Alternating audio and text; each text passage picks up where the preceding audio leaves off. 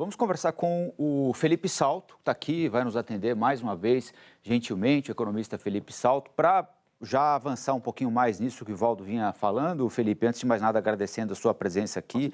Já tem muita coisa fora do arcabouço, tem gente querendo deixar coisa fora do arcabouço o tempo todo, como a nossa equipe explicava em Brasília.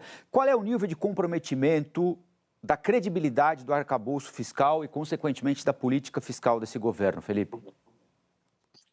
Bom dia, Rafael. Prazer estar aqui com você. Obrigado pelo convite. Dizer o seguinte, o novo arcabouço fiscal é uma regra boa, porque tem uma meta de resultado primário, que é receita menos despesa sem contar o juro da dívida, e um limite para despesa. O problema é que falta planejamento. Então, aquela velha história de que não existe vento bom para nau sem rumo. Então, vem a defesa e diz, olha, estamos sucateados, precisamos de recursos e tal. No lugar do governo cancelar alguma outra despesa para promover esse aumento de 5 bilhões por ano, lembrando que vai ter 3 bilhões por fora também ainda em 2025, ele simplesmente tira da incidência das regras fiscais. É um gol de mão, né? Porque você começa a levar um cenário em que a credibilidade, como você bem colocou, fica questionada, e com razão, porque a regra fiscal pode não ser perfeita, mas ela precisa ser cumprida.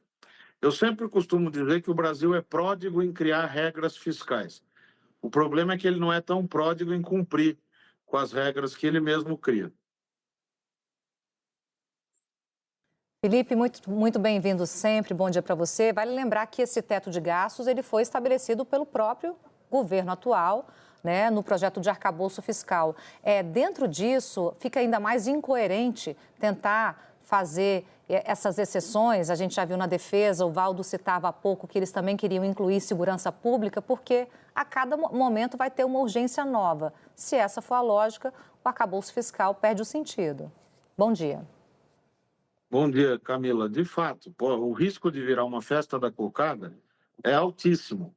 Eu tenho um livro publicado em 2016, junto com o Mansueto Almeida, que vocês também conhecem, em que nós falamos muito da contabilidade criativa, daquele período de 2009 a 2014, principalmente. Claro que nem se compara o que está acontecendo hoje com o que foi feito lá, em que praticamente você destruiu o sistema de metas de resultado primário à época. Só que as coisas começam assim, né? De grão em grão a galinha vai enchendo ou esvaziando o papo, nesse caso, né? Isso é que é grave, porque a regra fiscal, ela pode não ser perfeita, mas ela tem que ser crível. Tem que haver o compromisso político em torno da regra. A literatura de orçamento e regras fiscais vai toda nessa direção, que a regra tem que ser flexível, tem que ser impositiva, né? Tem que haver aquilo que se fala em inglês que é o enforcement, ela tem que ser mandatória. Quando o Congresso e o Executivo acabam se unindo para fazer furos nas regras fiscais, é o começo de um filme cujo final é bastante conhecido. E a mocinha não sobrevive no final. Felipe Salto está inspirado hoje, hein? Gol de mão, festa da cocada, a mocinha morre no final. Realmente, mas infelizmente, quem está muito criativo é o governo, né? Porque, segundo os cálculos da IFE, já tem 150 bilhões desde o início do governo Lula que estão fora da meta fiscal. E só está aumentando esse valor, né?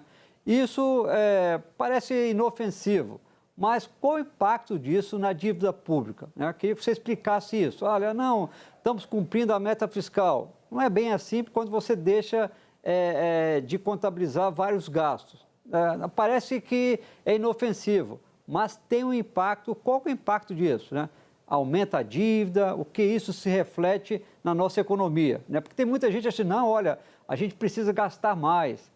Mas gastar mais nem sempre é a solução num país que tem ali um histórico ruim nessa área fiscal. Bom dia, Valdo. Prazer também falar com você. E dizer o seguinte, a regra fiscal, ela precisa ser cumprida. Esse aqui é o ponto central. Quando o governo, o Congresso, os setores gastadores começam a promover esse tipo de exceção, as coisas começam a se complicar, porque você trouxe o ponto-chave. A dívida pública, ela não aceita desaforo. Então, eu posso fazer a exceção que eu quiser. Vou tirar 30 bilhões por 6 anos, 5 anos da defesa em relação à incidência da regra, vou deixar os precatórios, uma parte deles de fora. A IFE fez essa conta, né, que você bem colocou, provavelmente incluindo essa questão dos precatórios, que aí, no caso, foi uma decisão do Supremo. Esse problema já vem de longe, desde a chamada PEC do calote, lá atrás, no governo anterior, e ainda está por ser resolvido, a gente está empurrando com a barriga, e uma das soluções de curto prazo foi essa de tirar também uma parte dessas despesas judiciais da incidência da meta fiscal e do teto. Agora, para a dívida pública, pouco importa, porque no fim do dia, quanto foi o resultado? Foi 100 bilhões de déficit, mas a gente tira isso, tira aquilo, sobram 50, por exemplo. Mas para a dívida, o que importa é o 100, é o déficit efetivo. Tanto é assim, Valdo, que a dívida pública, no dado que saiu agora, na sexta-feira, do Banco Central, ela está crescendo no ano já mais de 3 pontos percentuais do PIB. Já aumentou 3,1 pontos percentuais do PIB. Nós estamos aí caminhando para 80% do PIB.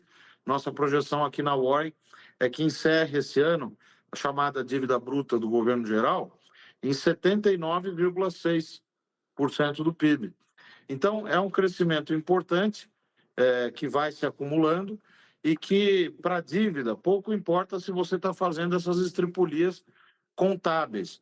Não vai adiantar nada. A dívida vai crescer, o gasto com juros vai ser maior ainda, e os mesmos atores que estão defendendo no Congresso esses furos na regra vão vir a público dizer que o problema fiscal é o gasto com juros. Aí é demais, né?